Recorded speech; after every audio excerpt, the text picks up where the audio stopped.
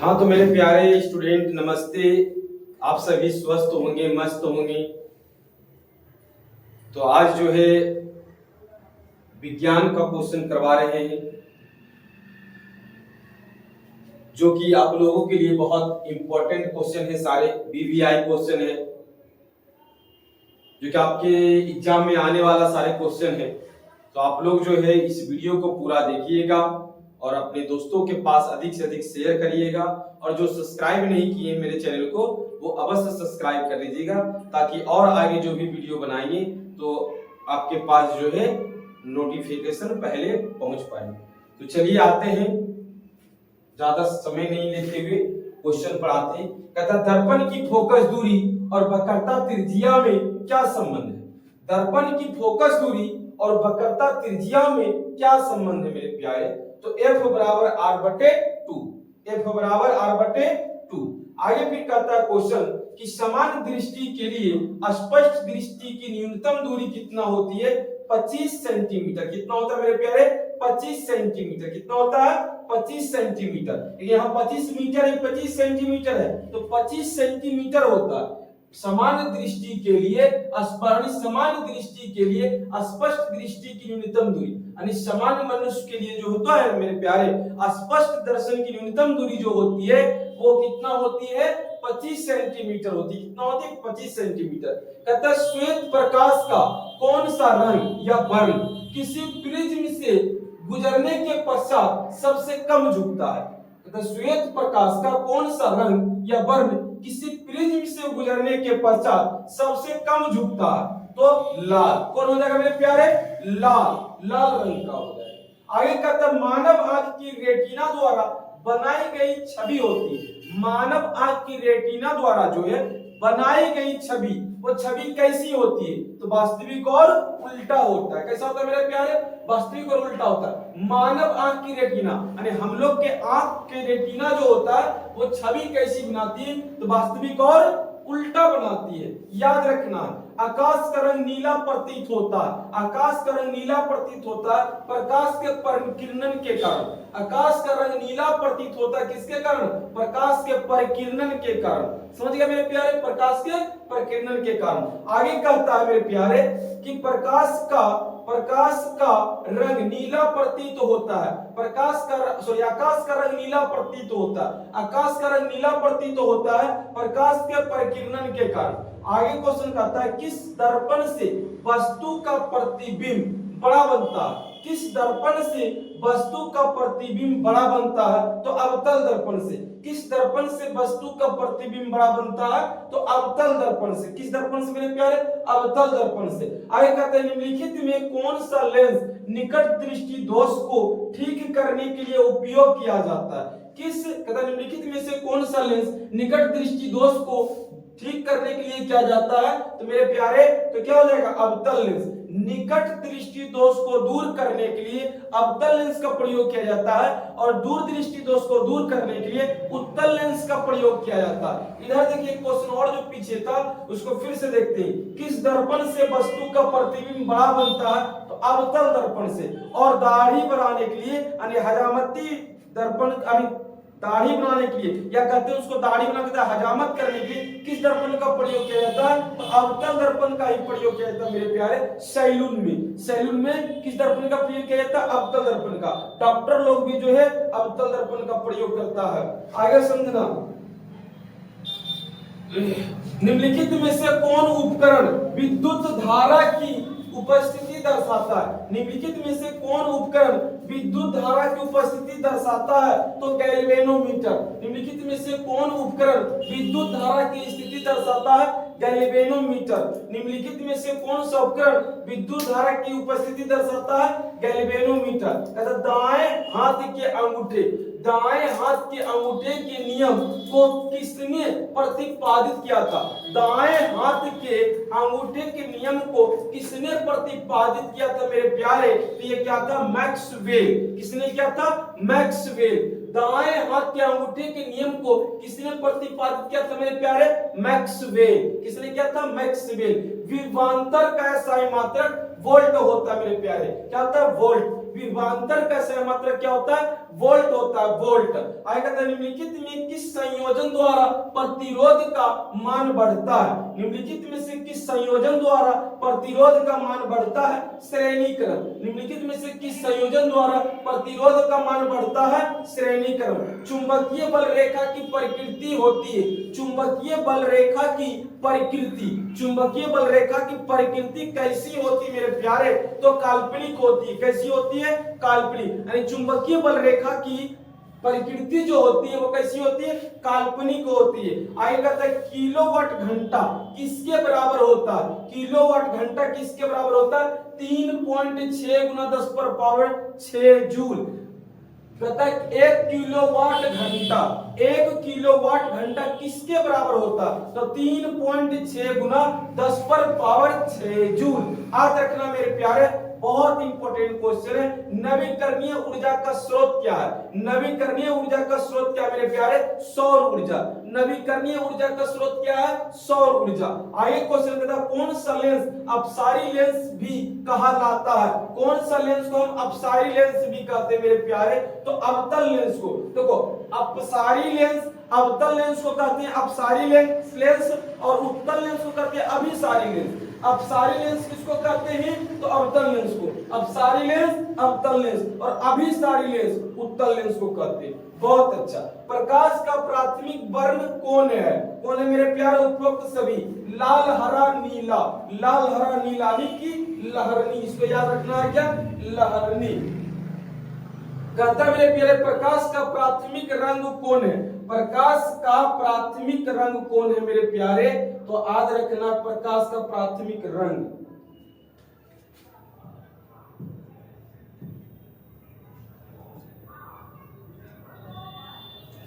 प्रकाश का प्राथमिक रंग कौन है मेरे प्यारे? लहरनी, यानी लाल हरा नीला। लहरनी, ल से लाल और हर से हरा और नी से नीला। याद रखना लाल हरा नीला। तो आगे फिर कहता है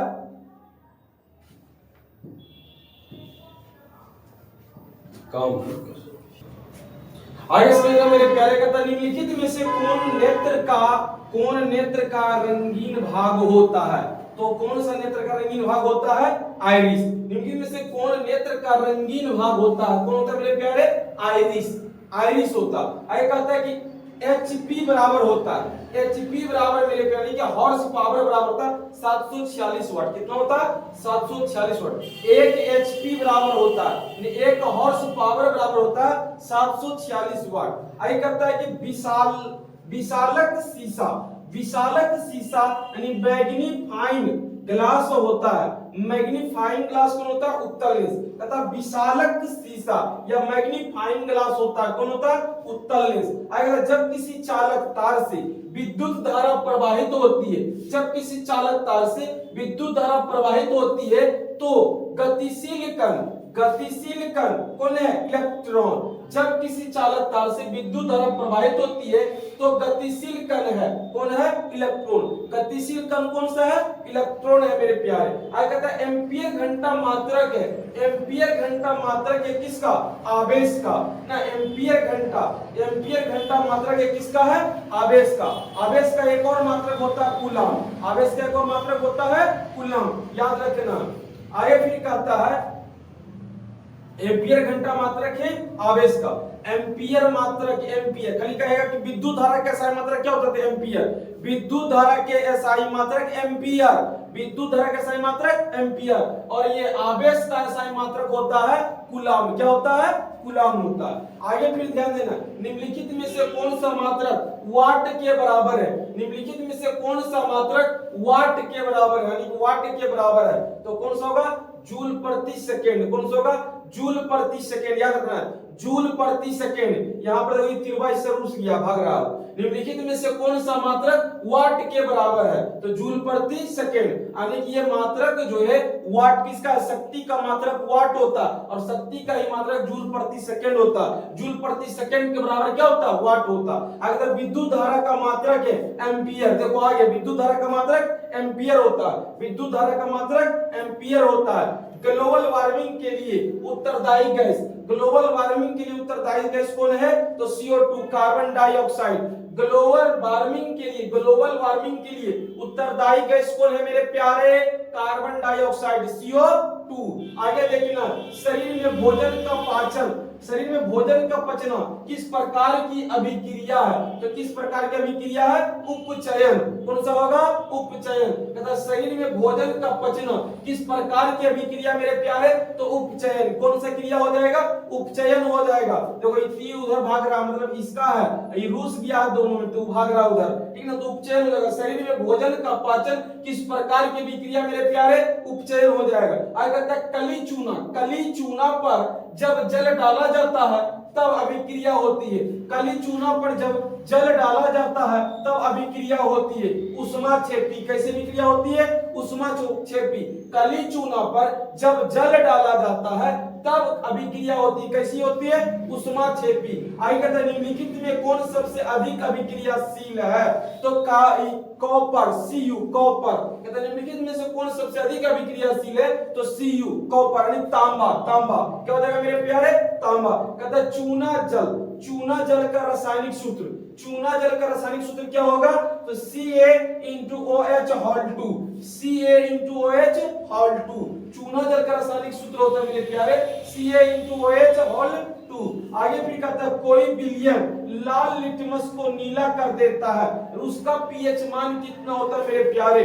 तो A B दोनों यानी 10 11 10 दोनों होता है। कोई विलयन लाल लिटमस को नीला कर देता है तो उसका पीएच मान क्या होगा? 11 10 दोनों होगा। कहता है एल्काइन में कार्बन के बीच कितने सहसंयोजक बंधन होते हैं? कितने होते हैं? 3 होते हैं। कहता है कि एल्काइन में कार्बन के बीच कितने सहसंयोजक बंधन होते हैं? तो 3 होते हैं। कितने होते हैं मेरे प्यारे?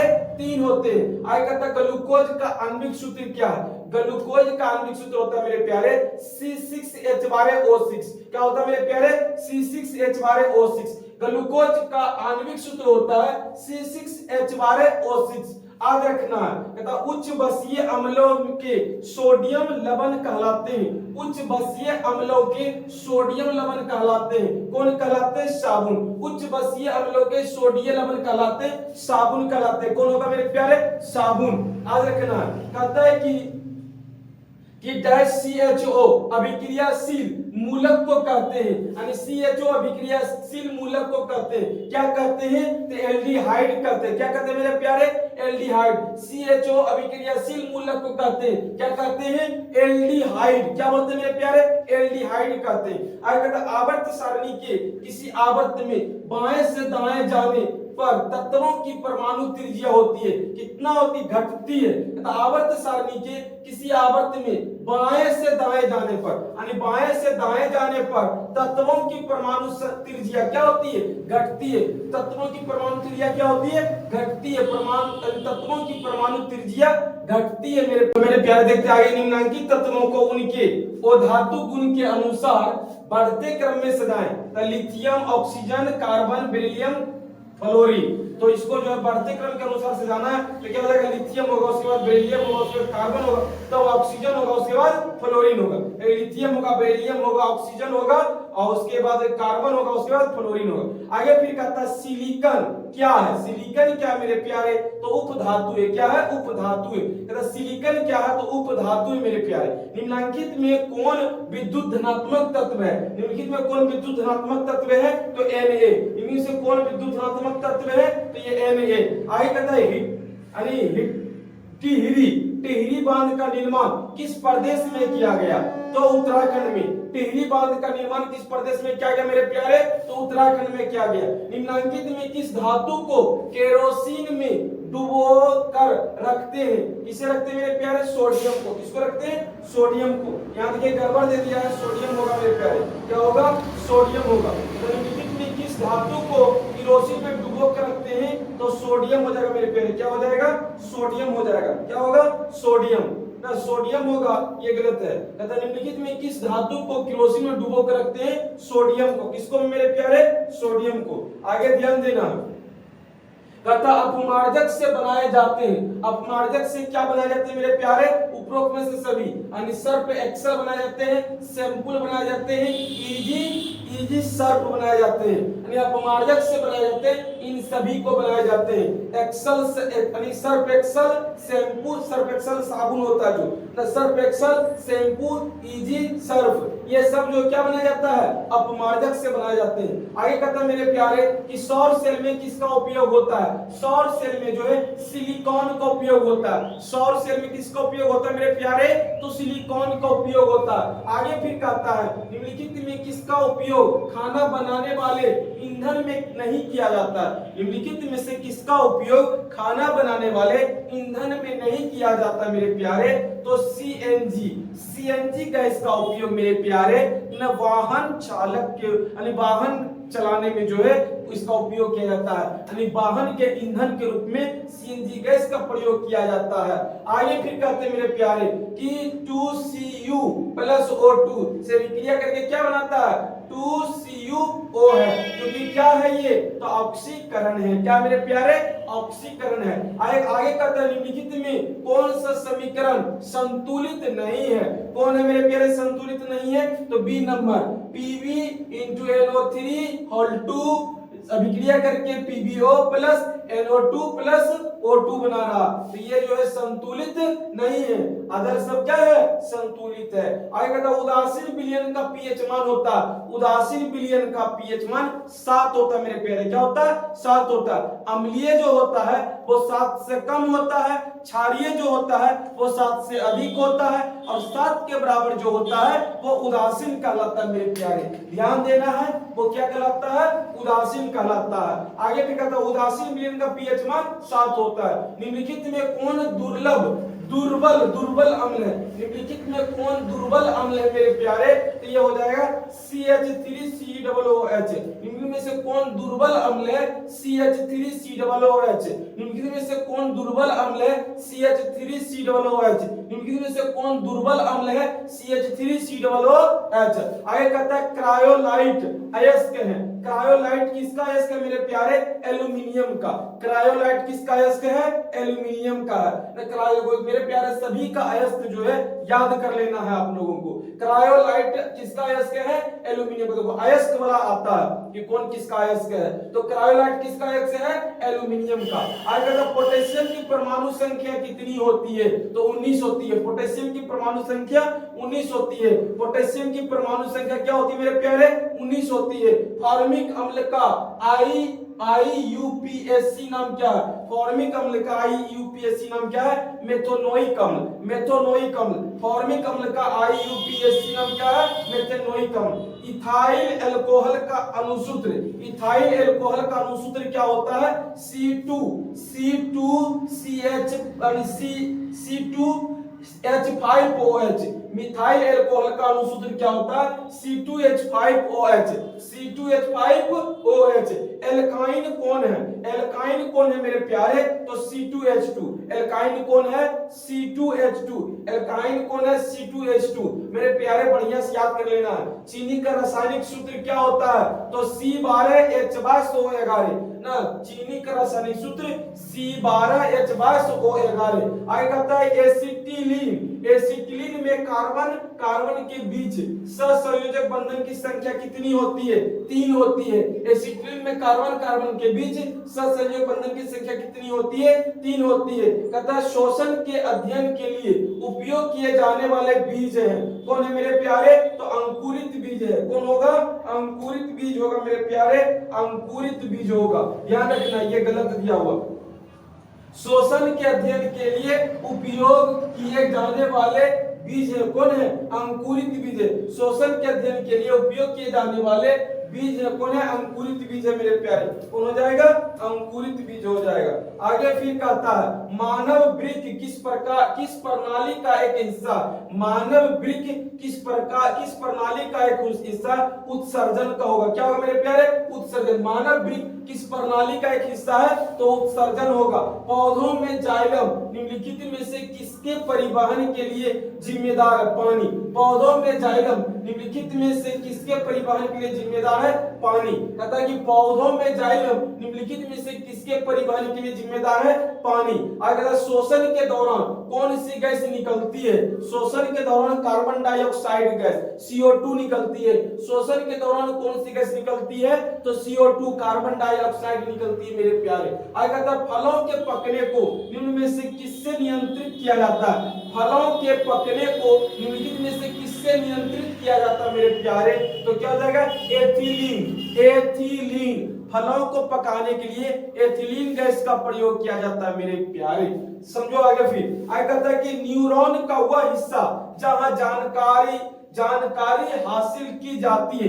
न्यूरॉन का वह हिस्सा जहां जानकारी हासिल की जाती है, क्या होगा? तो ये होगा डेंड्राइट। क्या होगा? डेंड्राइट। डेंड्राइट होगा मेरे प्यारे। क्या होगा? डेंड्राइट होगा। कहता न्यूरॉन का वह हिस्सा जहां जानकारी हासिल की जाती है, क्या हो जाएगा? डेंड्राइट कहलाता है। क्या कहलाता है? डेंड्राइट। आगे फिर कहता है मेरे प्यारे, निम्नलिखित में से कौन आपातकाल का हार्मोन है? निम्नलिखित में से कौन आपातकाल का हार्मोन है? तो एड्रीनलिन। एड्रीलेनिन। ठीक है, एड्रीनेलिन। एड्रीनेलिन। कहता निम्नलिखित में से कौन सा आपातकाल का हार्मोन है? तो एड्रीलेनिन। चलिए आगे देखिए, निम्नलिखित में से कौन सी अनैच्छिक क्रिया नहीं है? कौन सी अनैच्छिक क्रिया नहीं मेरे प्यारे? तो चबाना। निम्नलिखित में से कौन सी अनैच्छिक क्रिया नहीं है? तो चबाना। मेरे प्यारे प्यास लग गया।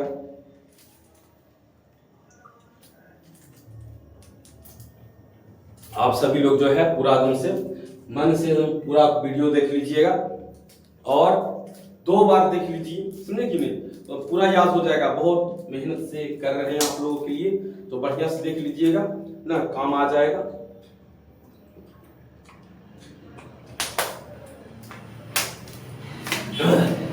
चलिए आइए, निम्नलिखित में से कौन सी अनैच्छिक क्रिया नहीं है मेरे प्यारे? चबाना। आगे कहता मानव में गर्भ की अवधि कितनी होती है? मानव में गर्भ की अवधि कितनी होती है? 270 दिन का। कितना दिन का होता है? 270 दिन का होता है। आणि 9 महीना 1 महीना 30 दिन के अनुसार से, तो 270 दिन पूरा मेरे प्यारे। आगे कहता गंगा एक्शन प्लान कब शुरू हुआ था? गंगा एक्शन प्लान कब शुरू हुआ था? तो 1985 में। गंगा एक्शन प्लान कब शुरू हुआ था मेरे प्यारे? 1985 में। मुकुलन द्वारा अलैंगिक जनन निम्नलिखित में से किसमें होता है? मुकुलन द्वारा जो है, मुकुलन द्वारा अलैंगिक जनन निम्नलिखित में से किसमें होता है? तो ईस्ट में होता है। किसमें होता है मेरे प्यारे? ईस्ट में होगा। किसमें होगा? ईस्ट में। कहता मुकुलन द्वारा अलैंगिक जनन निम्नलिखित में से किसमें होता है? तो ईस्ट में होता है। किसमें होता है मेरे प्यारे? ईस्ट में होता है। आगे समझना, आगे का क्वेश्चन क्या कहता है। निम्नलिखित में से कौन सी बीमारी श्वसन तंत्र से संबंधित है? निम्नलिखित में से कौन सी बीमारी श्वसन तंत्र से संबंधित है? तो BC TB pneumonia. TB pneumonia. निम्नलिखित में से कौन सी बीमारी श्वसन तंत्र से संबंधित है? तो श्वसन तंत्र से संबंधित बीमारी कौन सा है? टीबी और निमोनिया। टीबी और निमोनिया। आगे फिर कहता मनुष्य और अन्य मांसाहारी जीव निम्नलिखित में किसका पाचन नहीं कर पाते? मनुष्य और अन्य मांसाहारी जीव निम्नलिखित में से किसका पाचन नहीं कर पाते हैं? प्रोटीन का, सेल्यूलोज का, वसा का, इनमें से सभी। तो सेल्यूलोज का। मनुष्य और अन्य मांसाहारी जीव निम्नलिखित में से किसका पाचन नहीं कर पाते हैं? तो सेल्यूलोज का। कहता ब्रेन हेमरेज का मुख्य कारण क्या है? ब्रेन हेमरेज का मुख्य कारण क्या मेरे प्यारे? तो ये है हाइपरटेंशन। हाइपरटेंशन। ब्रेन हेमरेज का मुख्य कारण क्या है? तो हाइपरटेंशन है मेरे प्यारे। आगे कहते हैं निम्नलिखित में से परजीवी पादप का उदाहरण क्या है? परजीवी पादप का उदाहरण क्या मेरे प्यारे? तो कसकुटा। कसकुटा। निम्नलिखित में से परजीवी पादप का उदाहरण क्या है? तो क्या है? कसकुटा। अमरबेल। अमरबेल। अमरबेल। अमरबेल। इसको एक कसकुटा भी कहते हैं। ये परजीवी पादप का उदाहरण है ना, ध्यान देना। कहता हृदय से रक्त को संपूर्ण शरीर में पंप किया जाता है। हृदय से रक्त को संपूर्ण शरीर में पंप किया जाता है निलय द्वारा। किसके द्वारा मेरे प्यारे? निलय द्वारा। हृदय से रक्त को संपूर्ण शरीर में पंप किया जाता है। किसके द्वारा? निलय द्वारा। आगे कहता हाइड्रा में अलैंगिक जनन की विधि। हाइड्रा में अलैंगिक जनन की विधि क्या है? मुकुलन। हाइड्रा में अलैंगिक जनन की विधि क्या है मेरे प्यारे? मुकुलन है, मुकुलन। आगे कहता है जनन संचारित रोग है, जनन संचारित रोग है क्या इनमें से सभी? Syphilis, AIDS, gonorrhoea. जनन संचारित रोग है, यानी जनन संचारित रोग है syphilis, AIDS, gonorrhoea, gonorrhoea, gonorrhoea, syphilis, AIDS, gonorrhoea, ये सभी जो है जनन संचालित रोग है। कहता पुष्प का सबसे बाहरी भाग, पुष्प का सबसे बाहरी भाग क्या मेरे प्यारे? बाह्य दल पुंज। पुष्प का सबसे बाहरी भाग क्या है? तो बाह्य दल पुंज। आगे फिर कहता है ब्लड समूह, ब्लड समूह ए में कौन सा एंटीबॉडी होता है? तो बी होता है। कौन होता है मेरे प्यारे? बी होता है। ब्लड समूह ए में कौन सा एंटीबॉडी होता है? तो बी होता है मेरे प्यारे। कौन होता है? बी होता है। कहता रक्त में ग्लूकोज की मात्रा निम्नलिखित में से कौन नहीं नियंत्रित करता है? तो क्या हो जाएगा? Gastrin, gastrin. कहता रक्त में ग्लूकोज की मात्रा निम्नलिखित में से कौन नहीं नियंत्रित करता है? तो गैस्ट्रीन। कौन होगा मेरे प्यारे? गैस्ट्रीन। पादप वृद्धि हार्मोन है, पादप वृद्धि हार्मोन है मेरे प्यारे। तो क्या है? जिब्रेलिन। पादप वृद्धि हार्मोन कौन है मेरे प्यारे? जिब्रेलिन। कौन हो जाएगा? जिब्रेलिन। आगे कहता हार्मोन स्रावित होता है, हार्मोन स्रावित होता है अंतःस्रावित ग्रंथि से। हार्मोन स्रावित होता है अंतःस्रावी ग्रंथि से। किससे होता है मेरे प्यारे? अंतःस्रावी ग्रंथि से। आगे फिर कहता है मनुष्य के मुख गुहा में कितने जोड़े लार ग्रंथियां पाई जाती है? मनुष्य के मुख गुहा में कितने जोड़े लार ग्रंथियां पाई जाती है? 3। मनुष्य के मुख गुहा में कितने जोड़े लार ग्रंथियां पाई जाती है मेरे प्यारे? तो 3 पाई जाती। कितने? 3 जोड़े। आगे कहता है कि एड्रोजेन, एड्रोजेन है। एड्रोजेन क्या मेरे प्यारे? तो मेल हार्मोन है। एड्रोजेन क्या है? तो मेल हार्मोन है मेरे प्यारे, मेल हार्मोन है। आगे कहता मटर को अपने प्रयोग के लिए किसने चुना था? मटर के अपने मटर को जो है, मटर को अपने प्रयोग के लिए किसने चुना था? तो ये चुना था कौन? मेंडल ने। किसने चुना था? मेंडल ने चुना था। याद रखना मेरे प्यारे, बहुत बेहतरीन सारे क्वेश्चन करवा रहे हैं, बढ़िया से हमसे देख लेना है। अस्थिर से एक बार छोड़ 2 बार देखना है, एकदम याद कर लेना जितना क्वेश्चन करवा रहे हैं, इससे बहुत सारे क्वेश्चन आएंगे। कहता पौधों में जनन अंग कहां पाए जाते हैं? पौधों में जनन अंग कहां पाए जाते हैं मेरे प्यारे? पुष्प में। पौधों में जनन अंग कहां पाए जाते हैं? पुष्प में पाए जाते हैं। कहता प्रकाश संश्लेषण की क्रिया होती है, प्रकाश संश्लेषण की क्रिया होती है हरे पौधों में। कहां होता है मेरे प्यारे? हरे पौधों में होगा। कहां होगा? हरे पौधों में, हरे पौधों में। कहता है कि प्रकाश संश्लेषण की क्रिया होती है। कहां होती है मेरे प्यारे? तो हरे पौधों में होती है, हरे पौधों में, हरे पौधों में होती है ना मेरे प्यारे, हरे पौधों में। कहता प्रकाश संश्लेषण की क्रिया होती कहां होती है? तो हरे पौधों में होती। कहां होती मेरे प्यारे? हरे पौधों में। याद रखना है बढ़िया से। कहता है आगे फिर का क्वेश्चन है, कहता है प्रकाश संश्लेषण क्रिया में ऑक्सीजन किस से बाहर निकलता है? प्रकाश संश्लेषण क्रिया में ऑक्सीजन किस से बाहर निकलता है? किससे बाहर निकलता है मेरे प्यारे? तो जल से। कहता प्रकाश संश्लेषण क्रिया में ऑक्सीजन किससे बाहर निकलता है? यानी कि प्रकाश संश्लेषण क्रिया में जो है पेड़ पौधे जो है ऑक्सीजन कहां से ग्रहण करते हैं? तो जल से करते हैं। तो प्रकाश संश्लेषण क्रिया में ऑक्सीजन किससे बाहर निकलता है? तो जल से निकलता है। किससे निकलता है मेरे प्यारे? जल से निकलता है। प्रकाश संश्लेषण क्रिया में जो है ऑक्सीजन किससे बाहर निकलता है? जल से निकलता है। आगे फिर कहता है मेरे प्यारे जठर ग्रंथियां कहां पाई जाती है? जठर ग्रंथियां जो है कहां पाई जाती है? अमाशय में। जठर ग्रंथियां जो होता है मेरे प्यारे कहां पाई जाती है? अमाशय में पाई जाती है। याद रखना। कहता है ग्लाइकोलिसिस की प्रक्रिया संपन्न होती है। ग्लाइकोलिसिस की प्रक्रिया संपन्न होती है कोशिका द्रव में। ग्लाइकोलिसिस, ग्लाइकोलिसिस की प्रक्रिया संपन्न होती कहां होती मेरे प्यारे? कोशिका द्रव में। ग्लाइकोलिसिस की प्रक्रिया संपन्न होती कहां होती है? कोशिका द्रव में होता है मेरे प्यारे। कहां होता है? कोशिका द्रव में। कहता है इथाइल एल्कोहल किस प्रकार के शोषण से बनता है? इथाइल एल्कोहल किस प्रकार के शोषण से बनता है? O by Ba। क्या होता है मेरे प्यारे? O by Ba। Ethyl alcohol किस प्रकार के शोषण से बनता है? तो O by Ba। क्या होता है मेरे प्यारे? O by Ba। फाड़ देना एकदम से ना प्यारे, एकदम से इतना एकदम से याद कर लेना एकदम से। कल जो है साइंस को एकदम से ऑब्जेक्टिव गर्दा गर्दा उड़ा देना सबको।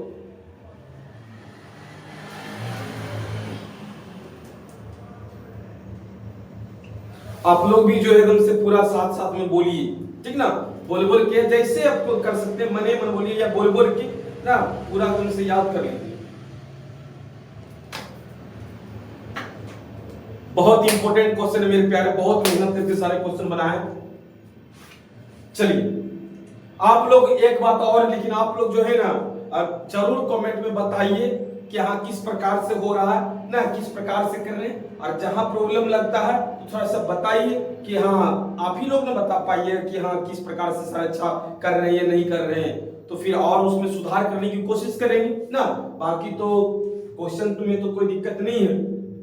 कहता है सबसे छोटी अंतःस्रावी ग्रंथि कौन है? सबसे छोटी अंतःस्रावी ग्रंथि कौन है? तो पिट्यूटरी। सबसे छोटी अंतःस्रावी ग्रंथि कौन है मेरे प्यारे? पिट्यूटरी। सबसे छोटी अंतःस्रावी ग्रंथि कौन है? पिट्यूटरी। आगे कहता है पौधों के वायवीय भागों से जल के ह्रास की क्रिया कहलाती है, क्या कहलाती है? तो वाष्पोत्सर्जन। पौधों के वायवीय भागों से जल के ह्रास की क्रिया कहलाती है वाष्पोत्सर्जन। क्या कहता है मेरे प्यारे? वाष्पोत्सर्जन। आगे कहता है घेंघा रोग पनपता है। घेंघा रोग पनपता है आयोडीन की कमी से। आयोडीन की कमी से कौन सा रोग होता है मेरे प्यारे?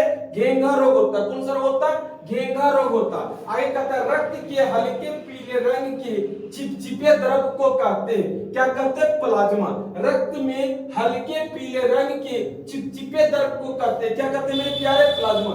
रक्त में हल्के पीले रंग के चिपचिपे द्रव को क्या कहते हैं? प्लाज्मा। आगे कहता है रक्तचाप मापने के उपकरण को कहते हैं, क्या कहते हैं मेरे प्यारे? तो उसको कहते हैं लैक्टोमीटर। क्या कहते हैं मेरे प्यारे? लैक्टोमीटर से तो क्या नापता? दूध ना। रक्तचाप मापने के लिए स्फिग्मोमैनोमीटर, इसका प्रयोग किया जाता है स्फिग्मोमैनोमीटर। देखो मैं पे यहां लिख देते हैं स्फिग्मो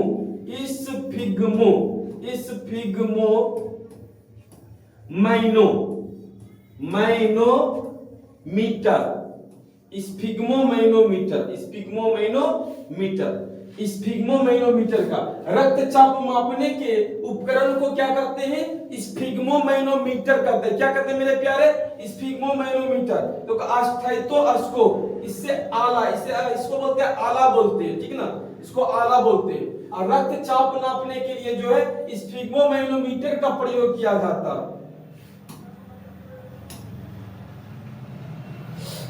रक्तचाप मापने के उपकरण को क्या कहते हैं? तो इसको बोलते हैं स्फिग्मोमैनोमीटर। क्या बोलते हैं मेरे प्यारे? स्फिग्मोमैनोमीटर बोलते हैं, स्फिग्मोमैनोमीटर बोलते हैं मेरे प्यारे, याद रखना है। अगला क्वेश्चन है वाष्पोत्सर्जन क्रिया पाई जाती है। वाष्पोत्सर्जन क्रिया पाई जाती है पौधों में, यानी पौधों में पाया जाता है मेरे प्यारे, प्लांट में। कहता है वाष्पोत्सर्जन क्रिया पाई जाती है पौधों में। आगे कहता है निम्नलिखित में किसमें खुला परिसंचरण तंत्र पाया जाता है? तो तिलचट्टा में। निम्नलिखित में से किसमें खुला परिसंचरण तंत्र पाया जाता है? तिलचट्टा में। रक्त क्या है? रक्त क्या मेरे प्यारे? उत्तक है। क्या है? उत्तक है। रक्त क्या है? उत्तक है। मूत्र का पीला रंग किस वर्णक के कारण होता है? तो यूरोक्रोम के कारण होता है। किसके कारण होता है मेरे प्यारे? यूरोक्रोम के कारण होता है। यूरोक्रोम के कारण होता है। यूरोक्रोम के कारण होता है। मूत्र का पीला रंग किस वर्णक के कारण होता है? तो यूरोक्रोम के कारण होता है मेरे प्यारे, यूरोक्रोम। आगे फिर कहता है अगला क्वेश्चन है कि निम्नलिखित में कौन एक उभयलिंगी जंतु है? निम्नलिखित में कौन एक उभयलिंगी जंतु मेरे प्यारे? तो ये हो जाएगा केचुआ। क्या हो जाएगा? केचुआ। निम्नलिखित में से कौन एक उभयलिंगी जंतु है? हो जाएगा केचुआ। क्या होगा मेरे प्यारे? केचुआ। क्या हो जाएगा? केचुआ। निम्नलिखित में से कौन एक उभयलिंगी जंतु है? तो केचुआ हो जाएगा मेरे प्यारे, आज रखना है केचुआ। आगे फिर कहता है यूरिया रक्त में कहां से प्रवेश करती है? यूरिया जो है रक्त में कहां से प्रवेश करती है? तो यकृत से, यकृत यानी लीवर से। यूरिया रक्त में कहां से प्रवेश करती है? यकृत यानी लीवर से। जैव आवर्धन प्रदर्शित करने वाला रसायन है, कौन है मेरे प्यारे? तो ये हो जाएगा डीडीटी। क्या हो जाएगा? डीडीटी हो जाएगा मेरे प्यारे, डीडीटी। ये डीडीटी जैव आवर्धन प्रदर्शित करने वाला रसायन है डीडीटी। क्या जाएगा मेरे प्यारे? डीडीटी, याद रखना डीडीटी। आगे फिर कहता है मेरे प्यारे कि निम्नलिखित में से कौन एक प्राथमिक उपभोक्ता है, निम्नलिखित में से कौन एक प्राथमिक उपभोक्ता है, तो यह हो जाएगा शाकाहारी। निम्नलिखित में से कौन एक प्राथमिक उपभोक्ता है, तो शाकाहारी। कौन होगा मेरे प्यारे, शाकाहारी। अगर निम्नलिखित में से कौन एक भूमिगत जल का उदाहरण है, निम्नलिखित में से कौन एक भूमिगत जल का उदाहरण है, तो कौन है मेरे प्यारे, कुआं। निम्नलिखित में से कौन एक भूमिगत जल का उदाहरण है, कुआं। आगे कहता प्राकृतिक चुनाव द्वारा जीवों का विकास कहलाता है, क्या कहलाता है मेरे प्यारे, तो डार्विनवाद। डार्विनवाद प्राकृतिक चुनाव द्वारा जीवों का विकास कहलाता है, क्या कहलाता है, डार्विनवाद। प्राकृतिक चुनाव द्वारा जीवों का विकास कहलाता है, क्या कहलाता है, डार्विनवाद। हरे पौधे कहलाते हैं, क्या कहलाते हैं मेरे प्यारे, तो उत्पादक कहलाते हैं, क्या कहलाते हैं, उत्पादक कहलाते हैं मेरे प्यारे, उत्पादक। ठीक है ना, ध्यान रखना, उत्पादक कहलाते हैं, ये गलत है। कहता हरे पौधे कहलाते हैं, क्या कहलाते हैं, उत्पादक कहलाते हैं, क्या कहलाते हैं, उत्पादक। उत्पादक कहलाते हैं मेरे प्यारे। हरे पौधे क्या कहलाते हैं, उत्पादक कहलाते हैं, क्या कहलाते हैं, उत्पादक कहलाते हैं। आगे क्वेश्चन है मेरे प्यारे, अंडोत्सर्ग। अंडोत्सर्ग का उदाहरण है, अंडोत्सर्ग का उदाहरण है, क्या है मेरे प्यारे, अंडोत्सर्ग का उदाहरण जो है कौन है, तो LH है। कौन है, LH। अंडोत्सर्ग का उदाहरण क्या, अंडोत्सर्ग का कारण है, अंडोत्सर्ग का कारण क्या है मेरे प्यारे, LH है। क्या है, LH। ठीक है ना, याद रखना, LH। आगे कहता मेरे प्यारे कि लैंगरहैंस, लैंगरहैंस की द्वीपिकाएं कहां पाई जाती है, लैंगरहैंस की द्वीपिकाएं कहां पाई जाती है, तो ये पाया था अमाशय में। लैंगरहैंस की द्वीपिकाएं कहां पाई जाती है, तो अमाशय में पाई जाती है। कहां पाई जाती है, अमाशय में। कहता है थायरॉक्सिन हार्मोन के संश्लेषण में निम्नलिखित में से किसका होना आवश्यक है, किसका होना आवश्यक है, आयोडीन का। कहता है थायरॉक्सिन हार्मोन के संश्लेषण में निम्नलिखित में से किसका होना आवश्यक है, तो आयोडीन का। कहता थायरॉक्सिन हार्मोन के संश्लेषण में निम्नलिखित में से किसका होना आवश्यक है, तो आयोडीन का। किसका हो जाएगा मेरे प्यारे, आयोडीन का। थायरॉक्सिन हार्मोन के संश्लेषण में निम्नलिखित में से किसका होना आवश्यक है, तो आयोडीन का। आगे कहता है कि निश्चल, निश्चल कणिकाएं पाई जाती है। निश्चल कणिकाएं कहां पाई जाती है, न्यूरॉन में। कहां पाई जाती है मेरे प्यारे, न्यूरॉन में। निश्चल कणिकाएं पाई जाती है, कहां पाई जाती है, न्यूरॉन में। आगे कहता है मानव मस्तिष्क का वजन होता है, मानव मस्तिष्क का वजन कितना होता है मेरे प्यारे, 1.2 से 1.4 केजी, यानी 1.2 से 1.4 केजी। देखो मेरे प्यारे, अगर 1 ऐसे रहेगा तो ठीक है, 1.2 से 1.4 केजी, केजी में दे दिया तो ऐसे हो जाएगा ना। फिर या तो फिर रह सकता 1350 ग्राम भी होता, 1350 से 1400 ग्राम, 1400 ग्राम, ग्राम में कह दे तो 1350 से 1400 ग्राम, 1350 ग्राम भी देता है, 1400 ग्राम भी देता है। केजी में रहेगा तो 1.2 से 1.4 केजी। याद रखना मेरे प्यारे। निकट दृष्टि दोष अथवा दूर दृष्टि दोष के निवारण हेतु प्रयुक्त लेंस द्वारा बना प्रतिबिंब होता है। कौन होता है मेरे प्यारे, वास्तविक या उल्टा, वास्तविक या उल्टा। निकट दृष्टि दोष अथवा दूर दृष्टि दोष के निवारण हेतु प्रयुक्त लेंस द्वारा बना प्रतिबिंब होता है, वास्तविक या उल्टा। आगे साइड मिरर के रूप में निम्नलिखित में से कौन प्रयुक्त होता है, साइड मिरर के रूप में क्या होता है, उत्तल दर्पण। क्या होता है मेरे प्यारे, उत्तल दर्पण। साइड मिरर, साइड मिरर के रूप में निम्नलिखित में से कौन प्रयुक्त होता है, उत्तल दर्पण। कौन होता है, उत्तल दर्पण। ध्यान देना है। आगे कहता है मेरे प्यारे, आगे फिर कहता है कि अवतल लेंस द्वारा प्राप्त प्रतिबिंब होता है, अवतल लेंस द्वारा प्राप्त प्रतिबिंब होता है। क्या होता है, इनमें से सभी, यानी आभासी होता है, सीधा होता है, छोटा होता है। अवतल लेंस द्वारा प्राप्त प्रतिबिंब होता है आभासी, सीधा, छोटा, आभासी, सीधा, छोटा, इनमें से सभी। तथा ऊर्जा का स्थायी मात्रक क्या होता है, जूल। ऊर्जा का स्थायी मात्रक क्या होता है, जूल। आकाश का नीला रंग होता है किस परिघटना का परिणाम है, तो ये हो जाएगा परिकिरणन। आकाश का नीला रंग होना किस परिघटना का परिणाम है? परिकिरणन। आकाश का नीला रंग होना किस परिघटना का परिणाम है? परिकिरणन। आगे ध्यान देगा मेरे प्यारे, सामान्य नेत्र के लिए स्पष्ट दृष्टि का न्यूनतम दूरी होता है, क्या होता है? 25 सेंटीमीटर। क्या होता है मेरे प्यारे?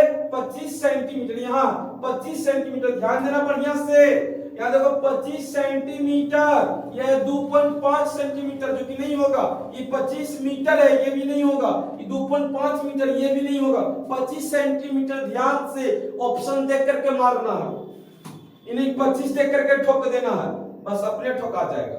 कहता है किसी उत्तल लेंस का फोकसांतर 50 सेमी है तो उसकी क्षमता होगी, क्या होगी मेरे प्यारे?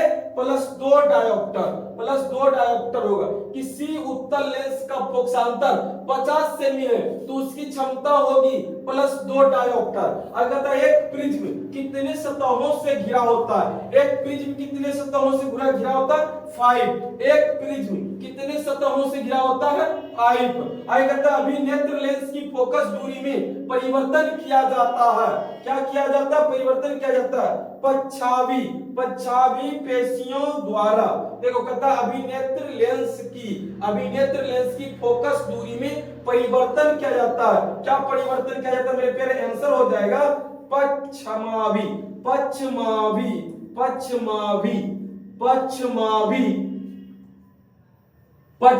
पेशियों द्वारा,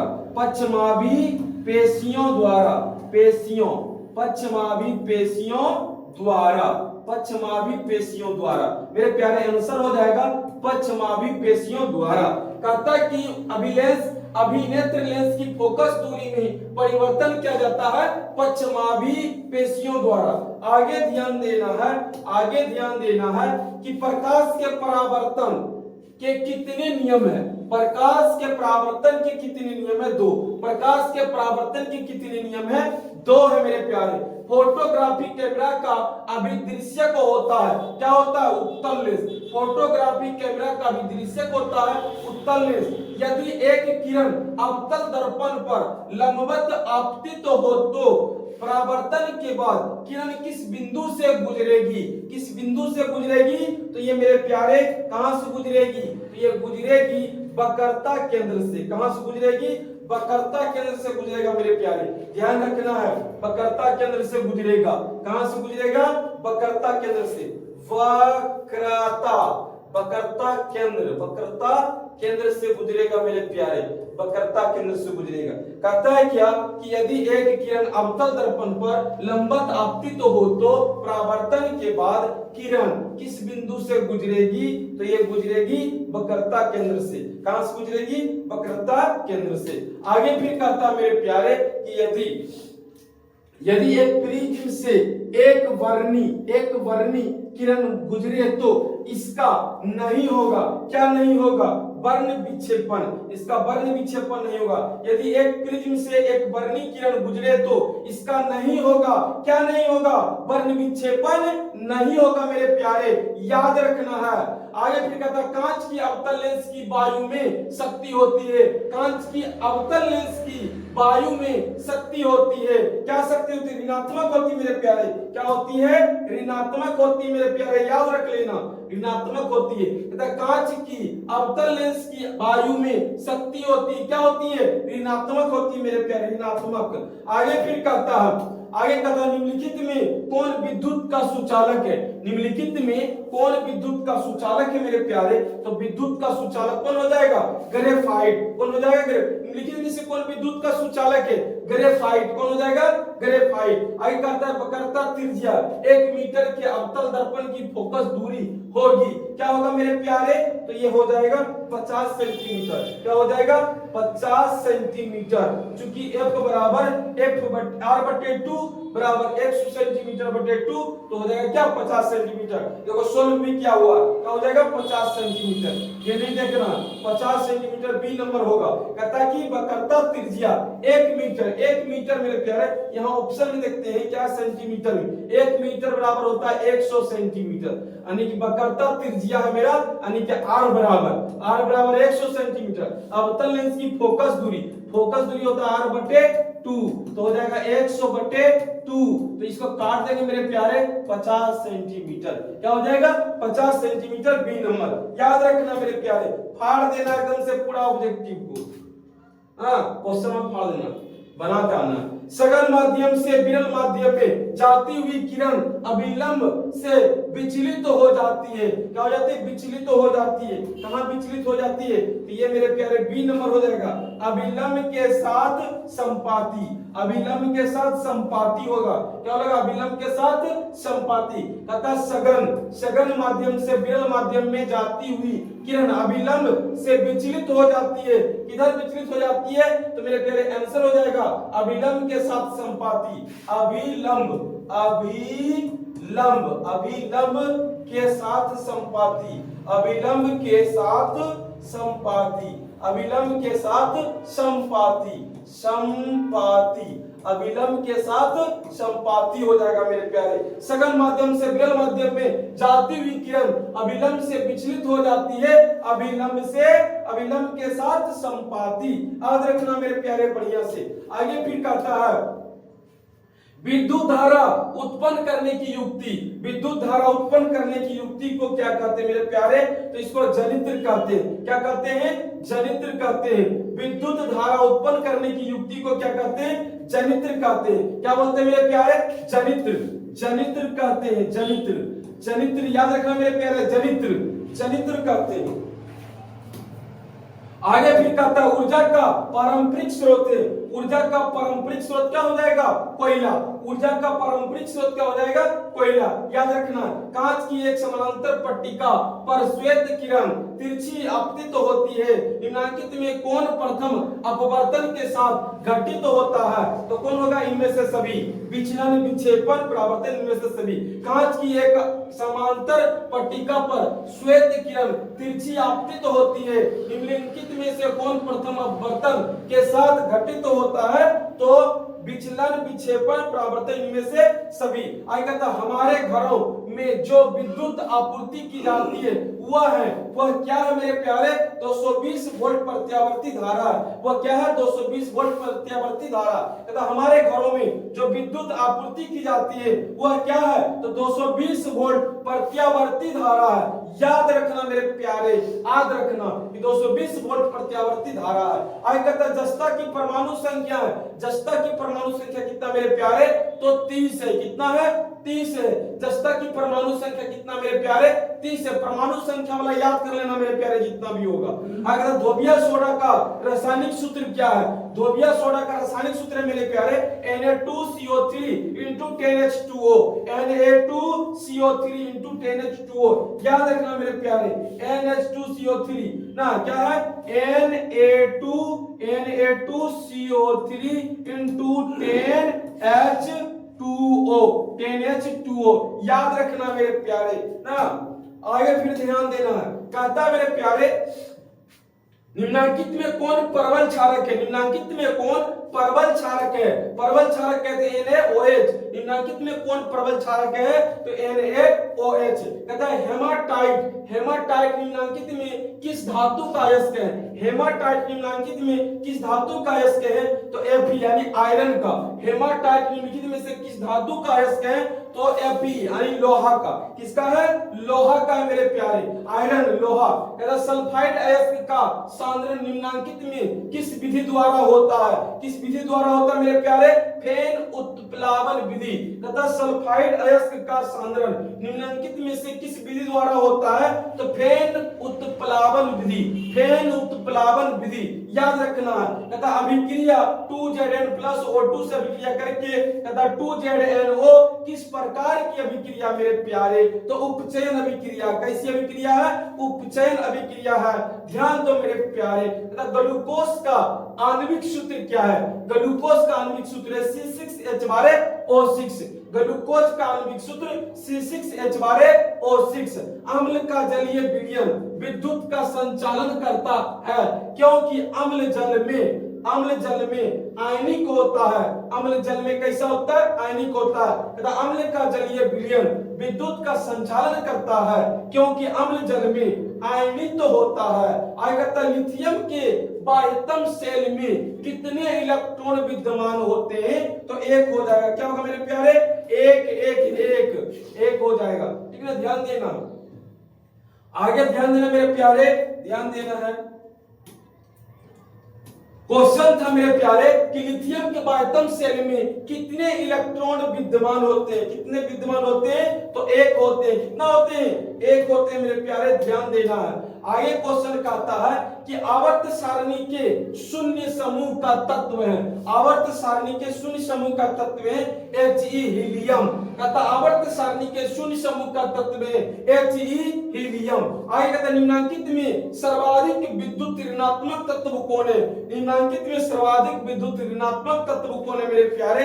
तो F लोहा ना, ये क्या हो जाएगा? फ्लोरीन, सॉरी ना, Fe से होता है लोहा, ये F है तो फ्लोरीन। कौन हो जाएगा मेरे प्यारे?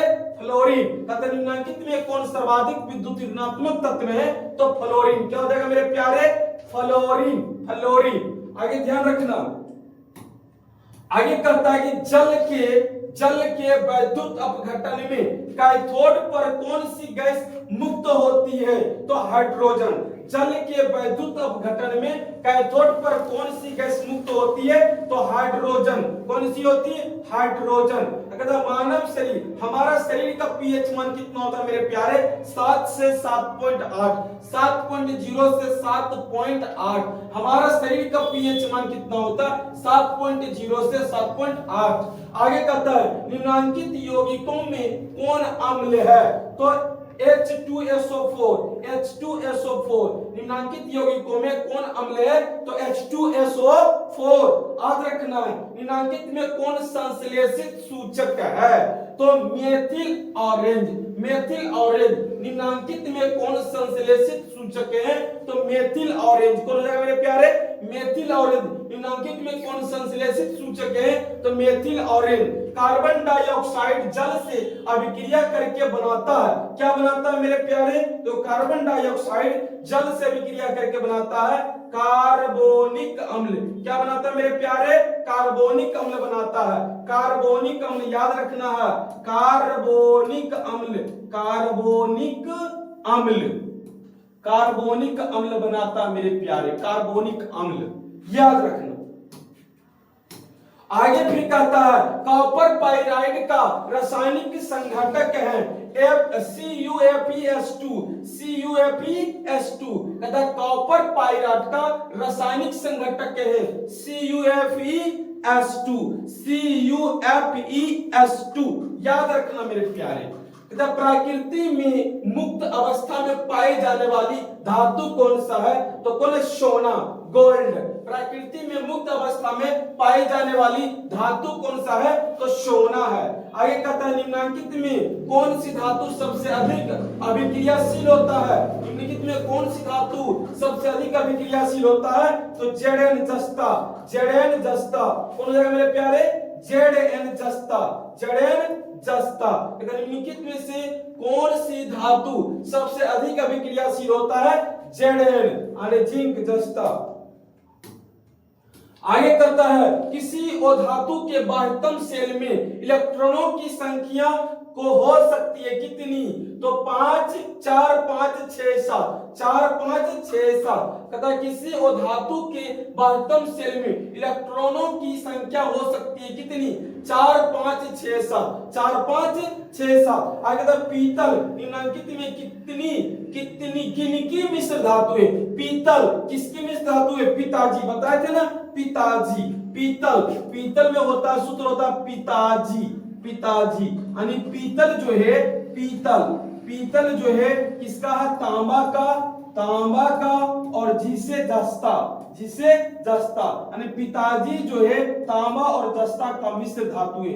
पिताजी यानी पी से पीतल, यानी इसको कहते हैं पी से पिता, पिताजी मेरा ट्रिक है, और पी से हो जाएगा पीतल, यानी पीतल जो है तांबा और जस्ता का क्या है, मिश्र धातु है। तो तांबा को लिखते हैं Cu प्लस जस्ता को लिखते हैं Zn, तो Cu प्लस Zn कहाँ है, एक नंबर में है मेरे प्यारे, एक नंबर में है, याद रखना बढ़िया से। आगे फिर कहता है, आगे कह रहा है क्या, निम्नलिखित में कौन समावयवी है, निम्नलिखित में से कौन समावयवी है मेरे प्यारे, तो ये हो जाएगा एथिल एल्कोहल और डाइमेथिल यानी कि डाइमेथिल ईथर। आगे समझना, कहता निम्नलिखित में कौन समावयवी हैं, तो एथिल एल्कोहल और डाइमेथिल ईथर, एथिल एल्कोहल और डाइमेथिल ईथर। आगे फिर कहता है कि CH3O यानी CH3-O-CH2H5 का IUPAC प्रणाली के अनुसार नाम है, क्या नाम है मेरे प्यारे, मेथाक्सीएथेन, मेथाक्सीएथेन, क्या नाम है, मेथाक्सीएथेन। याद रख लेना, लोहे की अभिक्रिया भाप से कराने पर लोहे का कौन सा ऑक्साइड बनता है मेरे प्यारे, तो Fe3O4, Fe3O4। लोहे की अभिक्रिया भाप से कराने पर, भाप से कराने पर लोहे का कौन सा ऑक्साइड बनता है, Fe3O4, Fe3O4। एक तत्व की परमाणु संख्या 16 है, एक तत्व की परमाणु संख्या 16 है। आवर्त सारणी में इस तत्व की वर्ग संख्या क्या होगी, आवर्त सारणी में इस तत्व की वर्ग संख्या क्या होगी मेरे प्यारे, 16 है। क्या है, 16 है। कहता है एक तत्व की परमाणु संख्या 16 है, आवर्त सारणी में इस तत्व की वर्ग संख्या क्या होगी, तो 16 ही होगी। कहता निम्नलिखित में कौन सी धातु तनु सल्फ्यूरिक अम्ल के साथ अभिक्रिया नहीं करती मेरे प्यारे, तो Cu कॉपर। कहता निम्नलिखित में से कौन सी धातु तनु सल्फ्यूरिक अम्ल के साथ अभिक्रिया नहीं करती है, तो कॉपर, Cu कॉपर। याद रखना है, एक मिश्र धातु में 90% कॉपर और 10% टीन है, तो इस मिश्र धातु का नाम क्या होगा, तो ब्रॉन्ज। क्या हो जाएगा, ब्रॉन्ज। एक मिश्र धातु में 90% कॉपर और 10% टीन है, तो इस मिश्र धातु का नाम क्या होगा, ब्रॉन्ज।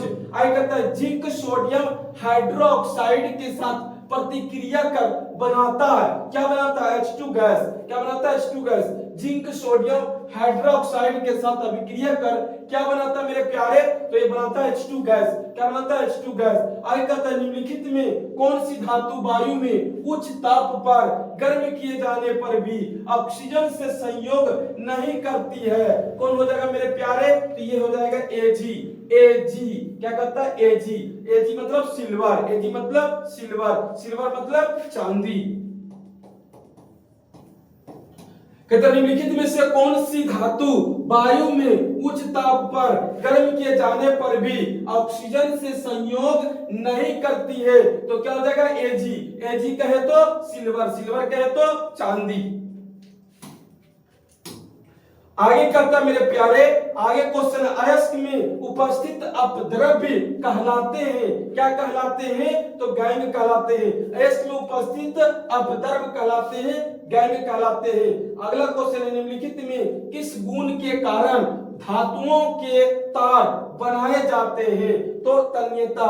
निम्नलिखित में किस गुण के कारण धातुओं के तार बनाए जाते हैं, तन्यता। निम्नलिखित में किस गुण के कारण धातुओं के तार बनाए जाते हैं, तन्यता। निम्नलिखित में किसका अपवर्तनांक अधिक है, किसका अपवर्तनांक अधिक है, तो हीरा का। निम्नांकित में किसका अपवर्तनांक अधिक है, तो हीरा का। किसका अपवर्तनांक अधिक है मेरे प्यारे, तो हीरा का। किसका है, हीरा का। अवतल दर्पण की फोकस दूरी होती है, अवतल दर्पण की फोकस दूरी ऋणात्मक, ऋणात्मक, रिपीट क्वेश्चन है मेरे प्यारे, ऋणात्मक होती है। किसी लेंस में मुख्य फोकस की संख्या कितनी होती है, किसी लेंस में मुख्य फोकस की संख्या कितनी होती है, 2। किसी लेंस में मुख्य फोकस की संख्या कितनी होती है, 2। याद रखना मेरे प्यारे। कहता दाढ़ी बनाने में कौन सा दर्पण उपयुक्त होता है, मैं पहले बताया था। पता था ना कि दाढ़ी बनाने में कौन सा दर्पण उपयुक्त होता है मेरे प्यारे, तो अवतल। कौन सा होता है? अवतल दर्पण का प्रयोग किया जाता है। अवतल दर्पण की फोकस दूरी एवं उसकी वक्रता त्रिज्या के बीच संबंध क्या होता है? तो ये होता आधी होती है। क्या होता है मेरे प्यारे? आधी होती है। फोकस दूरी जो है वक्रता त्रिज्या की आधी होती है। फोकस दूरी मेरे प्यारे वक्रता त्रिज्या की आधी होती है। याद रखना बढ़िया से मेरे रसगुल्ले, ठीक ना? याद रखना कि अवतल दर्पण की फोकस दूरी एवं उसकी वक्रता त्रिज्या के बीच संबंध क्या होता है? तो फोकस दूरी उसकी वक्रता त्रिज्या की आधी होती है मेरे प्यारे, याद रख लेना है। आगे फिर देखो क्या कहता है, आगे कहता है निम्नलिखित में किस लेंस को अभिसारी लेंस कहते हैं? निम्नलिखित में किस लेंस को अभिसारी लेंस कहते हैं मेरे प्यारे? तो उत्तल लेंस को। देखो अपसारी लेंस कहते हैं अवतल लेंस को, अपसारी कहते हैं अवतल लेंस को, और अभिसारी कहते हैं उत्तल लेंस को। याद रखना याद रखना। कहता दृश्य प्रकाश में किस वर्ण का तरंगदैर्घ्य न्यूनतम होता है? दृश्य प्रकाश में किस वर्ण का तरंगदैर्घ्य न्यूनतम होता है मेरे प्यारे? तो बैगनी। कौन होगा मेरे प्यारे? बैगनी। कहता है दृश्य प्रकाश में किस वर्ण का तरंगदैर्घ्य न्यूनतम होता है? तो बैगनी। अधिकतम कहा जाए तो लाल, अधिकतम कहा जाए तो लाल।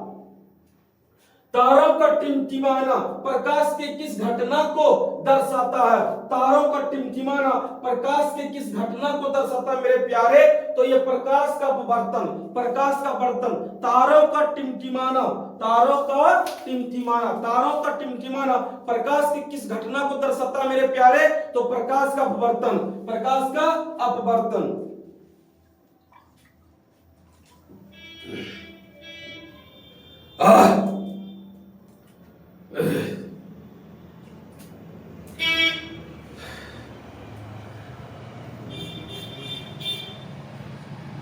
बहुत मेहनत कर रहे हैं मेरे प्यारे आप लोग, बस मेरे चैनल को अधिक से अधिक सब्सक्राइब करवाइए ना, अपने दोस्तों के पास पूरा शेयर करिए, पूरा जम के शेयर करिए ना, ताकि अधिक से अधिक सबको फिर बोलिए, जिसको शेयर करिए उसको बोलिए सब्सक्राइब करने के लिए ना, लाइक कमेंट सब करने के लिए बोलिए, ठीक है? इतना मेहनत कर रहे हैं मेरे प्यारे, पूरा उनसे सब्सक्राइब पूरा बढ़वा दो, ताकि आप लोगों के लिए और मेहनत करने में मजा आ जाए। चलो आगे देखते हुए प्यारे, निम्नलिखित में किसमें प्रकाश की चाल सबसे अधिक होती है? निम्नलिखित में किसमें प्रकाश की चाल सबसे अधिक होती है मेरे प्यारे? निर्वात में। निर्वात में प्रकाश की चाल कितनी होती है मेरे प्यारे? निर्वात में प्रकाश की चाल 3 × 10⁸ मीटर प्रति सेकेंड होता है। ध्यान रखना मेरे प्यारे, कहता निर्वात में प्रकाश की चाल कितना होता है? 3 × 10⁸ मीटर प्रति सेकेंड होता है। इनसे किसमें प्रकाश की चाल सबसे अधिक होती है? तो निर्वात में होता है। कहां होता है मेरे प्यारे? निर्वात में। कितना होता है? 3 × 10⁸ मीटर प्रति सेकेंड। चलिए बहुत अच्छा, आगे देखते हैं मेरे प्यारे, प्रकाश के अपवर्तन के कितने नियम है? प्रकाश के ये सब बताने लगे ना मेरे प्यारे, सबको रटा दिया गया। प्रकाश के अपवर्तन के कितने नियम है मेरे प्यारे? 2 गए। कितने हैं? 2 गए ना। आगे कहता है कि 2Zn + O2 से अभिक्रिया करके बनाता है 2ZnO। किस प्रकार की अभिक्रिया मेरे प्यारे? तो अपचयन। क्या है? सॉरी, उपचयन। क्या है? उपचयन। उपचयन, उपचयन है। कैसी अभिक्रिया है? तो उपचयन अभिक्रिया है। अगर आगे कहता है खाने वाला सोडा, खाने वाला सोडा का रासायनिक सूत्र, खाने वाला सोडा का रासायनिक सूत्र क्या है मेरे प्यारे? तो ये हो जाएगा NaHCO3। क्या हो जाएगा मेरे प्यारे? NaHCO3। याद रखना मेरे प्यारे, NaHCO3। आगे कहता है कमरे के ताप पर द्रव अवस्था में रहने वाली धातु, कमरे के ताप पर द्रव अवस्था में रहने वाली धातु क्या हो जाएगा? तो मेरे प्यारे का पारा ना, पारा होगा। देखो पारा, कमरे के ताप पर द्रव अवस्था में रहने वाली धातु पारा हो जाएगा मेरे प्यारे। क्या हो जाएगा? पारा। कहता कि आवर्त सारणी के शून्य समूह का तत्व कौन है? आवर्त सारणी के शून्य समूह का तत्व कौन है मेरे प्यारे? He। आवर्त सारणी के शून्य समूह का तत्व कौन है? तो He। आगे ध्यान रखना मेरे प्यारे, गंधक की परमाणु संख्या क्या है? 16। गंधक की परमाणु संख्या कितना है? 16। अगर अधिकतर धातुओं के ऑक्साइड होते हैं, अधिकतर धातुओं के ऑक्साइड होते हैं, कैसा होता है? क्षारीय। अधिकतर धातुओं के ऑक्साइड होते हैं, कैसा होता है? क्षारीय। अधिकतर धातुओं का ऑक्साइड कैसा होता है? क्षारीय। सिलिकॉन है, सिलिकॉन क्या है मेरे प्यारे? एक उपधातु है। सिलिकॉन क्या है? एक उपधातु है। सोलर सेल में किसका प्रयोग किया था? सिलिकॉन का। कहता है सिलिकॉन क्या है? एक उपधातु है मेरे प्यारे। कहता है वे तत्व जिनके बाहरी सेल पूर्ण भरे होते हैं कहलाते हैं, वे तत्व जिनके बाहरी सेल पूर्ण भरे होते हैं क्या कहलाते हैं? तो कहलाते हैं उत्कृष्ट गैसें। वह वे तत्व जिनके बाहरी सेल पूर्ण भरे होते हैं क्या कहलाते हैं? उत्कृष्ट गैस कहलाते हैं। कहता है खरिया का रासायनिक सूत्र, खरिया का रासायनिक सूत्र क्या हो जाएगा? CaCO3। खरिया का रासायनिक सूत्र क्या हो जाएगा मेरे प्यारे? CaCO3। आई कहता है अम्लराज में सांद्र HNO3 और सांद्र HCI का अनुपात होता है, क्या होता है? 1:3। अम्लराज में सांद्र HNO3 और सांद्र HCI का अनुपात होता है 1:3 होता है मेरे प्यारे। कहता ऑक्सीजन युक्त रक्त को हृदय से शरीर के विभिन्न भागों में ले जाने वाली रक्त वाहिनियां कहलाती है। क्या कहलाती है मेरे प्यारे? क्या कहलाती है? तो ये धमनियां कहलाएगी। क्या कहलाएगी? धमनियां। धमनियां कहलाएगी। क्या कहलाएगी? धमनियां। कहता ऑक्सीजन युक्त रक्त को हृदय से शरीर के विभिन्न भागों में ले जाने वाली रक्त वाहिनियां कहलाती। क्या कहलाती है? धमनियां कहलाती है। क्या कहलाती है? धमनियां कहलाती है मेरे प्यारे, याद रख लेना। आगे कहता है रक्त के हल्के पीले रंग के चिपचिपे द्रव को क्या कहते हैं? प्लाज्मा। क्या कहते हैं मेरे प्यारे? प्लाज्मा कहते हैं। रक्त के हल्के पीले रंग के चिपचिपे द्रव को क्या कहते हैं? प्लाज्मा। कहता है किन पौधों की पत्तियों पर स्टोमाटा अनुपस्थित होते हैं? कहां होते हैं मेरे प्यारे? तो ये हो जाएगा जलमग्न हाइड्रोफाइलम, हाइड्रोफाइटम में। कहा होता है? जलमग्न हाइड्रोफाइटम, जलमग्न हाइड्रोफाइटम यही होता है। कहता है किन पौधों की पत्तियों पर स्टोमाटा अनुपस्थित होते हैं? तो ये हो जाएगा जलमग्न हाइड्रोफाइटम, जलमग्न हाइड्रोफाइटम। याद रखना मेरे प्यारे, जलमग्न हाइड्रोफाइटम। हाँ तो मेरे प्यारे स्टूडेंट नमस्ते। आशा करते हैं कि आप सभी अच्छे होंगे, स्वस्थ होंगे, मस्त होंगे ना। और सब जो है आप सबका एग्जाम भी बहुत अच्छा जा रहा होगा। और कल जो है साइंस का एग्जाम है, तो आप लोग अच्छे से तैयारी कर रहे होंगे। तो चलिए आइए आज जो है साइंस का ऑब्जेक्टिव करवाएंगे। आप सब जो है अधिक से अधिक चैनल को सब्सक्राइब करें और अधिक से अधिक इसको शेयर करवाएं और अपने दोस्तों को बोले लाइक करने के लिए, शेयर करने के लिए, ताकि सबको जो है इसका लाभ मिल सके। तो चलिए आते हैं, क्वेश्चन करवाते हैं। कहता है कि पुष्पी पौधों में लैंगिक जनन होता है। पुष्पी पौधों में लैंगिक जनन होता है फूलों द्वारा। किसके द्वारा होता है? फूलों द्वारा। आगे फिर कहता मानव मादा के जनन तंत्र का भाग नहीं है। कौन नहीं है? शुक्रवाहिका। मानव मादा के जनन तंत्र का भाग नहीं है, शुक्रवाहिका। आगे कहता है नर युग्मक एवं मादा युग्मक के संलयन को कहते हैं। मेरे प्यारे, नर युग्मक और मादा युग्मक के संलयन को क्या कहते हैं? तो क्या कहते हैं? तो आइए, तो बीजाणु कहते हैं। क्या कहते हैं? बीजाणु कहते हैं। आगे का क्वेश्चन है निम्नलिखित में से कौन एक लिंगी पौधा का उदाहरण है? निम्नलिखित में से कौन एक लिंगी पौधा का उदाहरण है? तो पपीता। क्या होगा मेरे प्यारे? पपीता। निम्नलिखित में से कौन एक लिंगी पौधा का उदाहरण है? तो क्या हो जाएगा? पपीता। आगे फिर कहता है मुकुलन द्वारा प्रजनन किसमें होता है? मुकुलन द्वारा जो है प्रजनन किसमें होता है? इष्ट में होता है। किसमें होता है मेरे प्यारे? इष्ट में होता है। मुकुलन द्वारा जो है प्रजनन किसमें होता है? इसमें इष्ट में होता है। आगे कहता फूलों में नर प्रजनन अंग होता है। फूलों में नर प्रजनन अंग होता है पुंकेसर। पुंकेसर में फूलों में नर प्रजनन अंग होता है। किसके द्वारा होता है? पुंकेसर के द्वारा होता है। द्विविखंडन होता है। द्विविखंडन किसमें होता है? अमीबा में होता है। द्विविखंडन होता है किसमें होता है? अमीबा में होता है। आगे फिर देखते हैं निम्नलिखित में से किस जीव में बहुविखंडन होता है? किस जीव में जो है बहुविखंडन होता है मेरे प्यारे? तो तो बहुविखंडन जो है किसमें होता है, हाइड्रा में होता है। किसमें होता है, हाइड्रा में होता है।